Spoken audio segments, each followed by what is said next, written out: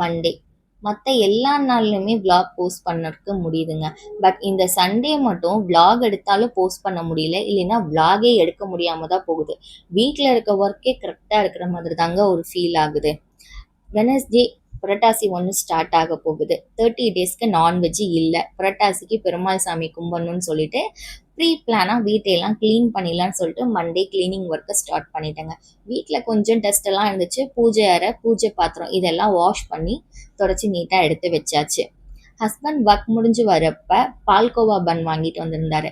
Bun butter jam சாப்பிட்றப்ப எந்த அளவுக்கு ஒரு டேஸ்ட் இருக்குமோ, எந்த அளவுக்கு அது சாப்பிட்றப்போ ஒரு ஃபீல் கொடுக்குமோ, அதே டேஸ்ட்டு அதே ஃபீல் பார்த்தீங்கன்னா இந்த பால்கோவா பன்னில் இருக்கும். சாப்பிட்றதுக்கு சூப்பராகவே இருக்கும். மண்டே நைட் பார்த்தீங்கன்னா உடச்சி ஊற்றின முட்டை குழம்பு தான் வச்சேன். ஹஸ்பண்டுக்கும் எனக்கும் அது ரொம்ப ஃபேவரெட்டு. இனி 30 டேஸ்க்கு அந்த குழம்பு ரொம்ப மிஸ் பண்ணுவோம் இல்லையா? நான் வீக்லி ஒன்ஸ் அந்த குழம்பு வச்சிருவேன். இது செஞ்சனால சாப்பிட்டுட்டு மாப் போட்டுக்கலான்னு சொல்லிட்டு மாப்பிங் ஒர்க்கை ஸ்டார்ட் பண்ணிட்டோம். வீடு காயிற வரைக்கும் கொஞ்ச நேரம் நானும் ஹஸ்பண்டும் பால்கனிலேருந்து பேசிகிட்டு இருந்தோம்.